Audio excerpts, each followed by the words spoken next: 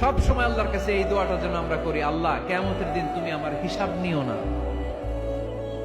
আল্লাহ তুমি আমার বিচার বসিও না, আল্লাহ তুমি দয়া করে আমারে মাফ করে দিও। আল্লাহ যার বিচার করবেন ও জাহান্নামে যাবে, আর যার বিচার করবেন না সে জান্নাতে যাবে। আল্লাহ যদি বিচার করে আর পাই টু পাই হিসাব নেয়, নামাজ পড়লি না কেন, রোজা রাখলি না কেন, মিথ্যা বললি কেন, খাদ্যে ভেজাল দিলি কেন, মাছে ফরমালিন দিলি কেন, যৌতুক খাইলি কেন, ঘুষ খাইলি কেন, উল্টাপাল্টা করলি কেন, জিনা করলি কেন, একটার পর একটা প্রশ্ন বানে যদি সেই ভয়ঙ্কর দিনে আল্লাহ আমাদেরকে জর্জরিত করে, আমাদের কোনো উত্তর আছে? সেদিন আমাদের বাঁচার কোনো উপায় আছে?